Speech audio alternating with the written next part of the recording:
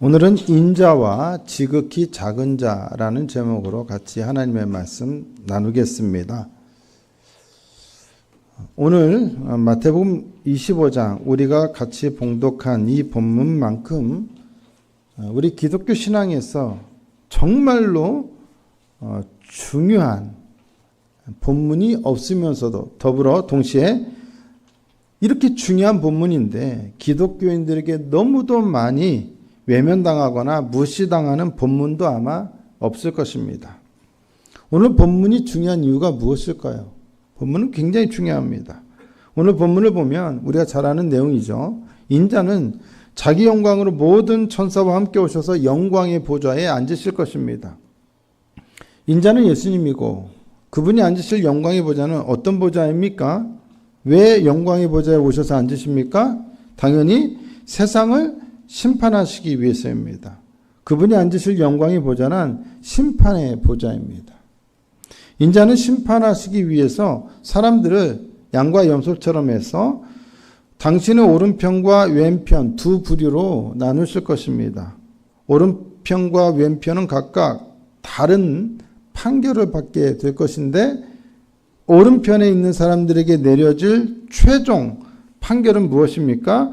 마태복음 25장 34절을 보니까 뭐라고 되어 있습니까? 그때 임금이 그 오른편에 있는 자들에게 이르시되 내 아버지께 복받을 자들이여. 이들은 뭐다?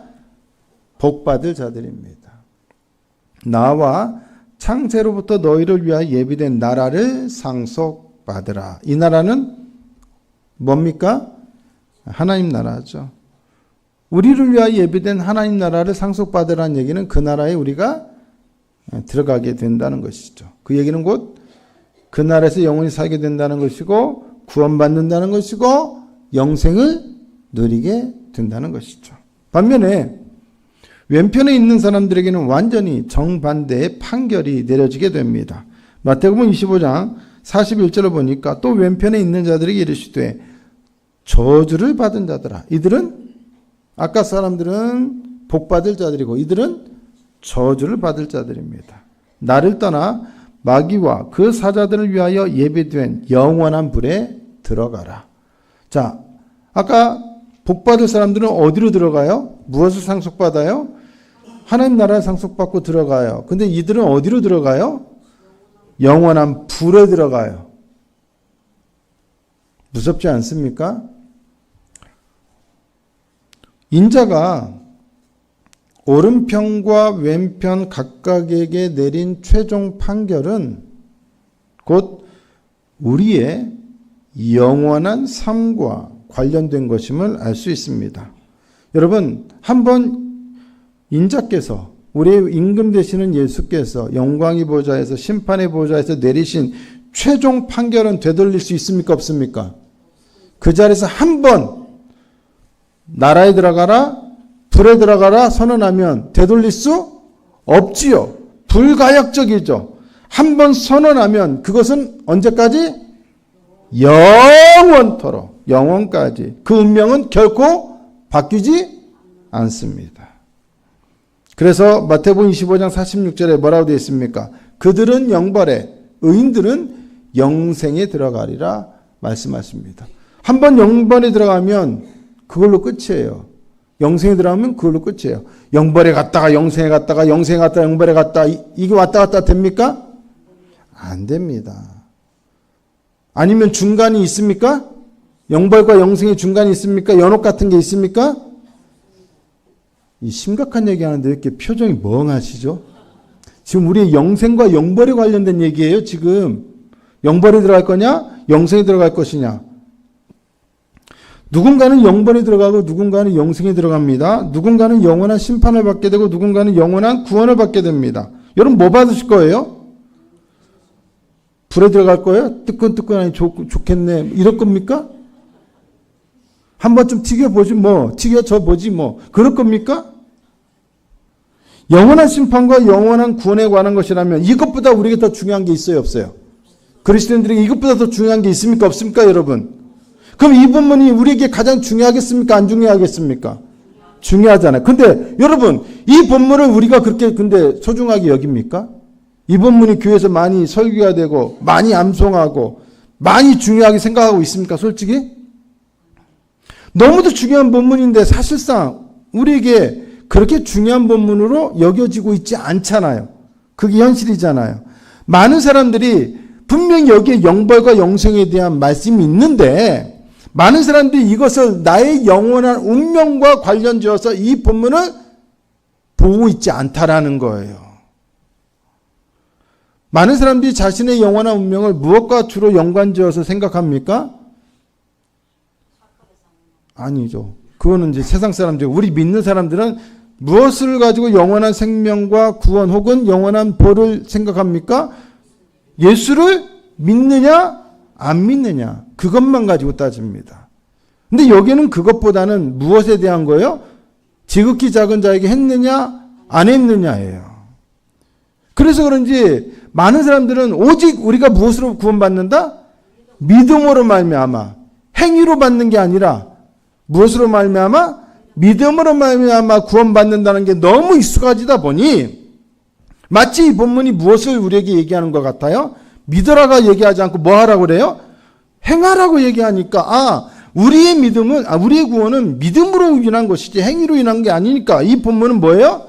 행위를 얘기하는 것 같으니까 어때요? 좋게 생각해요? 안 좋게 생각해요? 예, 별로 좋게 생각하지 않는 거예요. 그래서 외면당한 거예요. 그런데 분명한 것은 믿음과 행위를 떠나서 이 본문은 분명히 우리에게 무엇을 얘기해 주고 있어요? 영벌이냐 영생이냐를 얘기해 주고 있잖아요. 우리의 영원한 삶과 관련되어 있다는 것을 얘기하고 있잖아요. 그런데도 오늘날 많은 기독교인들에게 이 본문은 너무도 쉽게 외면당해 왔다라는 거예요. 중요하게 여겨지지 않고 있다라는 거예요. 영원한 삶과 관련된 이야기를 하고 있는데도 그래 왔다라는 것이죠. 여러분 왜 그랬을까요? 왜 그랬을까요? 저는 왜 이렇게 흥분하면서 말하고 여러분들 차분할까요? 아까도 말했지만 우리가 중요한 교리적이고 신학적인 내용이라고 여겨지는 우리의 기본적인 인식, 오직 믿음으로 구원받는다라는 것에 너무 익숙해지다 보니까 그런 틀에 익숙한 우리들이 봤을 때는 이것은 믿으라는 얘기보다는 뭔가를 행하라고 하는 말로 여겨지고 그러다 보니까 우리의 기본적인 교리적 신학적인 이해는 맞지 않는 것처럼 여겨지니까 그렇게 중요하게 생각하지 않습니다. 오히려 이 본문은 중요한 신학적 교리적 내용을 말하는 것 같지 않고 믿음에 대한 이야기를 하는 것 같지 않고 무엇에 대한 얘기를 하는 것 같아요? 윤리적이고 도덕적인 이야기를 하는 것 같아요. 근데 우리는 그것에 대해서 동의는 하지만 윤리적으로 도덕적으로 우리가 살아야 한다는 것은 동의하지만 그것이 우리의 영원한 운명과 관련되어 있다고 생각하지는 않는다는 것이죠. 하지만 여러분 우리의 기본적인 인식의 틀이 어떠하든 우리가 무엇을 믿어왔고 우리가 교리적으로 어떤 생각을 하든 떠나서 이 본문은 분명히 무엇을 말해주고 있습니까? 영벌 아니면 영생에 대한 이야기를 분명히 해주고 있다는 거예요. 그리고 영벌과 영생에 대한 이야기를 하고 있다면 우리가 이 본문을 결코 가볍게 취급할 수 있습니까? 없습니까? 네, 왜 성가대만 대답하는 것 같죠?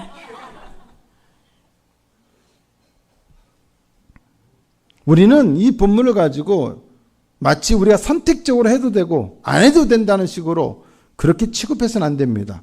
분명히 이대로 안 하면 뭐예요? 영벌이고 이대로 하면 뭐예요? 영생이에요. 이건 분명히 이 말씀 그대로 있는 거예요.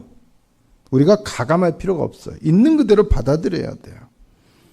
그러면 어떤 이유에서 줄인 사람들에게 먹을 것을 주고 목마른 사람들에게 마실 것을 주고 나그네 된 사람을 영접하고 헐벗은 사람을 입히고 병든 사람을 돌보고 옥에 갇힌 사람을 돌아보는 것이 우리의 영원한 운명을 결정짓는다라고 말할 수 있습니까?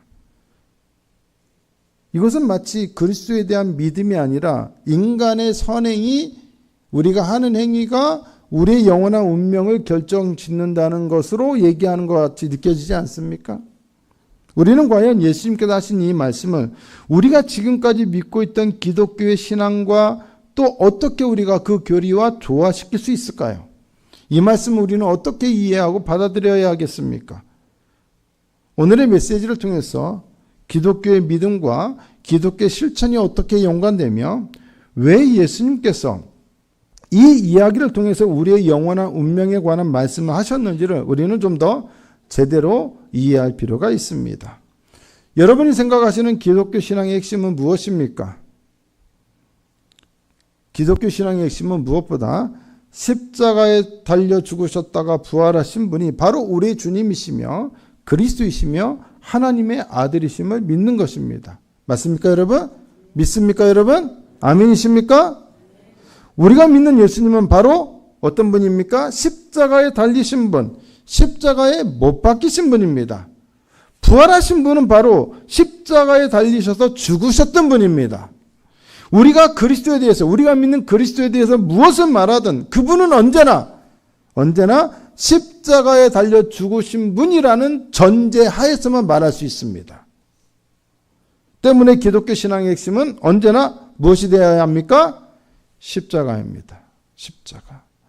십자가에 대한 이해, 십자가에 대한 믿음은 기독교 신앙에 있어서 핵심이며 가장 중요합니다. 십자가를 말하지 않고 우리는 기독교에 대해 말할 수 없으며 마찬가지로 십자가 없이는 그리스도에 대해서도 제대로 말할 수 없습니다. 예수님이 어떤 말씀을 하시든 어떤 행동을 하셨든 어떤 가르침을 주셨든 다 무엇과 연관되게 이해해야 합니까? 십자가와 연관해서 이해해야 합니다. 그래서 바울은 이렇게 말합니다. 고린도전서 2장 2절입니다. 다 같이 한번 읽어보실까요? 시작. 내가 너희 중에서 예수 그리스도와 그가 십자가에 못 박히신 것 외에는 아무것도 알지 아니하기로 작정하였습니다. 아멘이십니까? 여러분 분명히 기억하셔야 합니다. 사도 바울이 고백한 것처럼 예수 그리스도께서 십자가에 못 박히신 것 외에는 우리가 아무것도 알 필요가 없어요. 그 얘기는 뭐예요? 정말 아무것도 몰라야 한다는 얘기 아니라 그것을 가장 중요하게 알아야 하고 생각해야 한다는 것이겠죠. 아멘이십니까? 많은 사람들이 예수님의 가르침, 특히 오늘 본문과 같은 가르침을 생각할 때 그냥 이거를 십자가와 따로 떼어서 분리해서 좋은 일을 하면 영생이고 그렇지 않으면 영벌이라고 생각하니까 그게 이해가 안 되니까 당연히 십자가와 연관해서 보지 않으니까 이것이 우리에게 중요하지 않은 본문처럼 여겨져요. 하지만 이 본문을 십자가와 연결해서 보면 얼마나 중요한 본문인지를 다시 생각해 볼 수 있다는 거예요. 자, 십자가가 중요한 겁니다.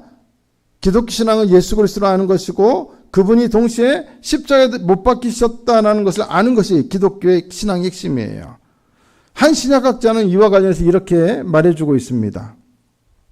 복음서의 근본적인 초점은 예수의 이적이나 아무리 예수님께서 많은 능력으로 이적을 행하셨어도 그분의 이적이나 그분의 지혜로운 말씀이 아니다. 그러니까 복음서, 예수님에 대해서 증거해주는 복음서의 가장 핵심은 초점은 그게 아니라는 거예요. 그게 중요하지만 복음서의 공통된 초점은 뭐냐? 그분의 삶과 죽음의 성격에 맞춰져 있다. 근데 여러분 여기서 우리가 무엇에 주목해야 하느냐? 그분의 삶과 죽음이라는 말에 주목할 필요가 있습니다. 우리는 십자가라고 하면 무조건 무엇부터 생각하는 경향이 있습니까? 예수님의 죽으심만 생각하는 경향이 있어요. 근데 여러분 이 신약학자가 말한 것처럼 십자가는 단지 그분의 죽음의 성격만 보여주는 것이 아니라 그것뿐만 아니라 그분의 삶의 성격도 보여준다는 걸 우리가 알아야 돼요. 그러면 십자가를 통해 알 수 있는 우리 주님의 삶과 죽음의 성격이란 무엇이겠습니까? 십자가를 통해서 알 수 있는 것. 로마서 8장 32절 한번 보실까요? 다 함께 읽겠습니다. 시작. 자기 아들을 아끼지 아니하시고 우리 모든 사람을 위하여 내주신 이가 어찌 그 아들과 함께 모든 것을 우리에게 주시지 아니하겠느냐. 자, 여기서 하나님을 어떤 분으로 묘사하고 있죠? 아들을 아끼지 아니하시고 모든 사람을 위하여 내주신 분. 내주신 분이에요. 아들을 우리를 위하여 우리에게 내주신 분. 혹은 내어 주신 분. 그죠? 또한 십자가는 아들이신 예수님께서 성찬식에서 우리가 늘 하는 것처럼 모든 죄인들에게 당신의 살과 피, 즉 당신의 생명을 내주신 사건 혹은 내어 주신 사건입니다. 믿으시죠? 그렇다면 십자가란 결국 무엇을 의미합니까? 십자가란 뭡니까? 자기를 내어주는 사랑이라 말할 수 있습니다. 예수님은 죽으심을 통해서만 자기를 내어주시는 사랑을 보여주신 것이 아니라 그분의 삶 자체도 자기를 내어주는 사랑을 보여주셨습니다. 온전히 죄인들에게, 병든 자들에게, 가난한 자들에게 자신을 있는 그대로 내어주셨습니다. 십자가를 통해 알 수 있는 예수님의 삶과 죽음의 성격이란 철저하게 모든 사람, 모든 죄인들을 위해 자기를 내어주는 사랑인 것입니다. 그러면 중요한 질문은 이것입니다. 주님은 왜 모든 죄인들을 위해 자기를 내어주셨습니까? 당연히 그분은 모든 죄인을 그분이 사랑하셨기 때문이죠. 그분의 은혜 때문이죠 라고 말할 수 있습니다. 하지만 우리가 이렇게 단순히 추상적으로만 막연하게만 이해하게 된다면 오늘 본문의 의미를 우리는 제대로 이해하기가 어렵습니다. 오늘 본문에서 우리가 주목해서 보아야 할 중요한 구절 중에 하나는 이것입니다. 마태복음 25장 40절입니다. 임금이 대답하여 이르시되 내가 진실로 너희에게 이르노니 너희가 여기 내 형제 중에 지극히 작은 자 하나에게 한 것이 곧 내게 한 것이니라. 이 지극히 작은 자 하나에게 한 것이 내게 한 것이다. 또 비슷한 말씀이지만 이제 반대예요. 45절입니다. 이에 임금이 대답하여 이르시되 내가 진실로 너희에게 이르노니 이 지극히 작은 자 하나에게 하지 아니한 것이 곧 내게 하지 아니한 것이니라 말씀하셔요. 자, 여러분 어렵지 않죠? 쉬운 말씀이에요. 이해하기 어렵지 않습니다. 여기 지극히 작은 자 하나에게 한 것이 내게 한 것이고 지극히 작은 자에게 하지 않은 것이 내게 하지 않은 것이라는 말씀을 하셨다면 나는 인자죠. 인자와 지극히 작은 자는 어떤 관계입니까? 그렇죠. 동일한 거죠. 지극히 작은 자를 예수님은 당신 자신, 인자이신 당신 자신과 동일한 존재로 쌤쌤으로 보고 있다는 거죠. 이퀄로 보고 있다는 거죠. 인자 이퀄 지극히 작은 자, 지극히 작은 자 이퀄 인자라는 것. 동일하게 여기고 있다는 것이죠. 지극히 작은 자가 예수고 예수 자신이 지극히 작은 자라는 인식이 예수님께 있다라는 거예요. 그렇다면 우리는 왜 예수님이 죄인들을 위해서 십자가에 못 박히셨는지를 이해할 수 있습니다. 그것은 그 죄인, 저주받아 심판받을 그 죄인을 당신 자신과 동일하게 여기셔서 내가 그를 대신하여 십자가에 달리기로 결정하신 것이죠. 그를 위하여 나 자신을 내어주기로, 나와 똑같은, 나와 동일한 그 존재. 근데 여러분 생각해 보세요. 인자는 누구예요? 온 우주와 온 인류를 심판하러 오실 심판주이시고 왕이세요. 근데 지극히 작은 자는 정말로 죄인이고 가난한 자고 가진 것이 없고 헐벗은 자고 목마른 자들이에요. 이게 같이 동일시가 될 수 있습니까? 도저히 우리의 인간적인 계산으로는 계산이 안 되죠. 근데 주님은 어떻게 하셨다? 동일하게 여기셨다라는 거예요. 십자가에서 드러나는 예수님의 삶과 죽음의 성격이란 바로 이와 같이 그 작은 자 하나를 위하여 자신을 내어주는 사랑인 것이죠. 그 사랑이 이 지극히 작은 자를 그 존귀하신 예수님 당신과 같은 존재로 여기게 만들었다라는 거예요. 그의 고통이 내 고통이고 그의 저주가 내 저주고 그의 심판이 내 심판으로 여기신 거예요. 그래서 심판받으신 거예요, 대신. 그러지 않았다면 그렇게 할 이유가 전혀 없지요. 십자가는 거룩하신 하나님의 아들이 죄인과 자신을 동일하게 여김으로써 그들을 위해 기꺼이 자신을 내어주는 사랑을 완벽하게 성취하시고 계시하신 장소였습니다. 그런데 예수님은 마태복음 25장에서 당신 자신이 위하여 죽으신 그 사람들, 즉 지극히 작은 자들과 관련해서 우리에게 무엇을 말씀하십니까? 그들에게 한 것이 곧 인자이신 예수님께 한 것이고 그들에게 하지 않은 것이 곧 인자이신 예수님께 하지 않은 것이라고 분명하게 말씀하고 계십니다. 그렇다면 우리는 자기를 내어주는 사랑을 완벽하게 보여주신 그렇게 믿는 십자가에 대해서 한 가지의 의미를 더 추가해야만 합니다. 우리가 추가해야 할 또 다른 의미란 예수님께서 십자가를 통해 자기를 내어주시는 사랑을 완벽하게 보여주셨을 뿐만 아니라 바로 그 십자가를 통해 우리들에게 지극히 작은 자를 위해 너희도 나처럼 자기를 내어주는 사랑을 실천하라고 강력하게 요구하고 계시다는 것입니다. 아멘이십니까? 우리가 정말로 예수님께서 달리신 십자가를 믿는다면 그 십자가에서 예수님께서 당신 자신을 죄인들과 동일시 여기고 그들을 위해 자기 자신을 내어주신 사랑을 계시하고 성취하셨다는 것을 믿는다면 우리가 어떻게 해야 한다는 것입니까? 우리 역시 예수님을 따라 우리 주변에 있는 고통당하는 자, 어려움당하는 자, 가난한 자들과 우리 자신을 동일하게 여기고 그들에게 기꺼이 우리 자신을 내어주는 사랑을 실천해야 한다는 것입니다. 그들이 당하는 고통이 누구의 고통이 되어야 합니까? 내 고통이라는 거예요. 그들의 아픔이 누구의 아픔? 내 아픔이라는 거예요. 그들의 슬픔이 내 슬픔이라는 거예요. 어제 고 서상민 성도님의 입관식이 있었습니다. 오전 8시에 갔습니다. 가서 입관식을 참여했는데 제가 지금까지 참관했던 입관식 중에 가장 어렵고 심정적으로 가장 난감하고 솔직히 어려운 시간이었습니다. 말로 표현할 수가 없었습니다.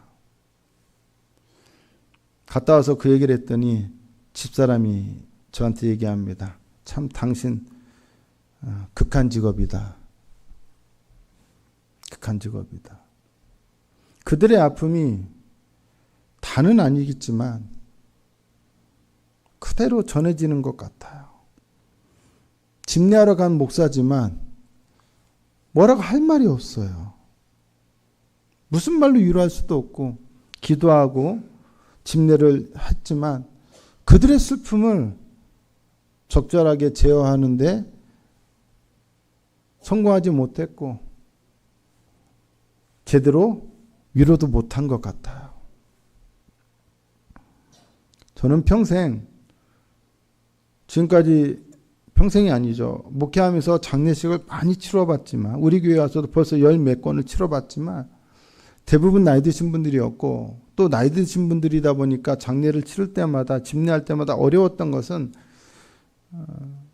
바로 이제 나이 들어가시는 저희 부모님을 생각하기 때문에 그분들이 마치 내 부모님 같아서 그렇게 마음이 미어지고 안 좋았거든요. 솔직히. 그런데 이번 상황은 그것과 차원이 다릅니다. 제가 한 번도 지금까지 장례를 집례하면서 부모님을 생각하면서 슬퍼했던 적은 많지만 배우자를 생각하면서 아파해 본 적은 한 번도 없어요. 배우자가 아직은 젊으니까 내 곁을 떠날 거라고는 생각을 한 번도 해본 적이 없어요. 한 번도 저는 배우자의 상실, 배우자를 잃는 것을 생각해 본 적이 없는데 그를 경험한 사람은 얼마나 그 고통이 크고 상실감이 크고 슬픔이 클까요? 그것을 느껴보니 말할 수 없는 정말 부모님도 슬프지만 배우자를 잃었다는 그 상실감을 생각하니 더 말할 수 없는 슬픔이 밀려왔어요. 그분들의 고통, 권사님의 고통이 다는 아니지만 정말로 나의 고통으로 느껴졌고 그분의 슬픔이 저의 슬픔으로 느껴져서 참 많이 심정적으로 정서적으로 힘들 수밖에 없었습니다. 함께 아파한다는 것은 그런 거 아닐까요? 먹지 못해서 굶주린 사람의 그 굶주림의 고통을 내 것으로 여긴다는 게 그런 거 아닐까요? 그들이 고통당해서 눈물을 흘리고 슬퍼하는 것들을 볼 때 그들의 눈물과 슬픔을 나와 상관없는 사람의 눈물과 슬픔으로 보지 않고 내 눈물과 슬픔으로 여긴다는 게 그런 것 아닐까요? 그게 동일시 여긴다는 것의 의미 아닐까요, 여러분? 그러한 마음으로 그들을 섬기고 도우면 그들에게 한 것이 곧 예수님께 한 것이 되고 그들에게 하지 않은 것이 곧 예수님께 하지 않은 것이 되는 것입니다. 이렇게 우리는 예수님의 십자가를 믿는 믿음과 우리의 삶의 실천을 연결시킬 수 있고 반드시 또한 연결시켜야만 합니다. 십자가를 믿는 믿음이 우리의 영벌과 영생을 결정하는 것처럼 마찬가지로 십자가가 우리에게 요구하고 명령하는 실천 역시 우리의 영벌과 영생을 결정할 수 있다는 것 역시 받아들여야 합니다.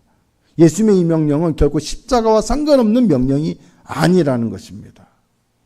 십자가는 하늘과 땅이 만나는 지점입니다. 십자가는 하나님과 우리 죄인이 만나는 지점입니다. 그렇다면 우리는 이 십자가를 통해서 인간인 우리들이 누구를 만나야 합니까? 하나님을 만나야 합니다. 근데 이 하나님은 어떤 하나님이에요? 십자가에서 자기를 내어주시는 사랑을 보여주고 성취하신 하나님이에요. 그러면 우리는 어떤 인간으로서 이 하나님을 만나야겠어요? 자기를 내어주신 하나님을? 우리 역시 하나님처럼 자기를 내어주는, 서로를 위하여 자기를 내어주는 사랑을 실천하는 인간으로서 십자가에서 죄인들을 위하여 자기 아들을 내어주신 그 하나님을 만나야 한다는 것이죠. 아멘이십니까? 예수님의 삶이 결코 그분의 죽음과 분리되지 않고 그분의 죽음이 결코 그분의 삶과 분리되지 않듯이 십자가에 대한 우리의 믿음과 십자가가 요구하는 명령 역시 십자가가 우리에게 요구하는 실천 역시 결코 분리되지 말아야 한다는 것입니다. 믿음 따로 삶 따로, 믿음 따로 실천 따로, 믿음 따로 행함 따로가 아니라 같이 가야 한다는 것이죠. 믿음은 삶과 실천, 행위를 요구하고 우리의 삶과 실천과 행위 역시 반드시 십자가를 통해 규정되어야 합니다. 우리가 하는 모든 행위는 세상적인 윤리와 도덕적 가치관 때문에 혹은 그것에 맞춰서 하는 것이 아니라 십자가가 우리에게 요구하기 때문에 행하는 것이 되어야 돼요. 믿음과 행함은 그런 의미에서 하나이며 신앙이라고 하는 동전의 양면일 뿐입니다. 결코 다른 것이 아닙니다. 사순절 기간을 보내면서 십자가를 깊이 있게 묵상할수록 우리는 사랑 때문에 죄인과 자신을 동일시하신 예수님께서 십자가에서 우리 자신들을 위해 자기를 내어주는 사랑을 성취하셨다는 사실을 더 깊이 묵상해야 합니다. 그리고 십자가에서 자기를 내어주는 사랑을 성취하신 예수님께서 이 지극히 작은 자 하나에게 한 것이 내게 한 것이고 하지 않은 것이 내게 하지 않은 것이라고 말씀하신 것 역시도 깊이 묵상하고 실천해야 합니다. 우리를 위해 이 땅에 오신 인자, 마지막 날 온 우주와 모든 인류를 심판하시기 위해 오실 인자는 이 땅에 사는 지극히 작은 자 하나와 당신 자신을 동일시하셨습니다. 당신이 행하실 심판의 기준을 지극히 작은 자 하나에게 어떻게 행하느냐에 따라 그 기준을 두시겠다고 우리에게 분명하게 선언하고 계십니다. 그렇다면 중요한 질문은 이것입니다. 십자가를 믿는 여러분은 그 십자가 때문에 지금 어떻게 과연 살고 계십니까? 그 십자가 때문에 무엇을 실천하며 살고 있습니까? 그 십자가 때문에 여러분 옆에 있는 주변에 있는 지극히 작은 자 하나에게 어떻게 행하고 있습니까?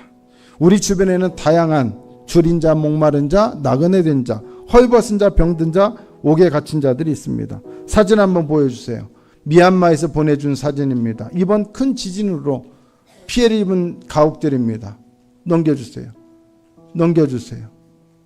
완전히 기울었죠? 넘어갔죠? 넘겨주세요. 건물이 완전히 넘어갔습니다. 넘어갔죠? 다리가 무너졌습니다. 집이 완전히 기울었습니다. 그리고 트럭이 큰 길에서 굴렀습니다. 넘어졌습니다. 길이 울퉁불퉁했었습니다. 여러분, 산불로 피해 입은 자들, 집과 터전을 잃은 자들은 이 시대의 나그네입니다. 미얀마의 터전을 잃은 자들도 나그네입니다. 심지어 미얀마는 내전 때문에 정치적 이유로 감옥에 갇힌 자들이 있습니다. 그들은 이 시대에 옥에 갇힌 자들입니다. 우리 주변에 이런 사람들이 있고 이런 사건들이 있습니다. 지극히 작은 자 하나가 분명히 우리 주변에 많이 있습니다. 사순절 기간 우리가 왜 한 끼 금식을 하여 가난한 이들을 도우려 합니까? 그것이 십자가를 묵상하면 할수록 우리가 해야 할 일이라는 사실을 너무 분명하게 우리가 깨닫게 되기 때문입니다. 사랑하는 성도 여러분, 여러분의 소원은 무엇입니까? 오늘 같이 찬양하고 싶은 찬양 소원이라고 하는 곡에는 이런 가사가 있습니다. 높은 산이 되기보다, 높은 산이 되고자 하는 욕망을 갖기보다 여기 오름직한 동산이 되기, 누구나 오를 수 있는 동산이 되기 위하여 나를 겸손하게 하고 내가 가진 것을 나누는 것이죠. 내가 아는 길만 비추기보다 누군가의 길을 비춰주기 위하여 그들을 사랑으로 섬기는 것이죠. 그것이 우리의 소원이 되기를 원한다는 그것이 이 가사의, 이 복음성가의 내용입니다. 사랑하는 성도 여러분, 우리는 십자가를 믿는 자들입니다. 십자가는 오늘 우리들에게 명령하고 요구합니다. 내가 너희를 위하여 자기를 내어주는 사랑을 행한 것처럼 너희들도 자기를 내어주는 사랑으로 너희 주변에 있는 지극히 작은 자 하나에게 이와 같이 하라. 이것이 너희의 소원이 될 수 있게 하라. 여러분, 그러한 마음을 가지고 같이 찬양하고 말씀을 잡고 기도하기를 원합니다.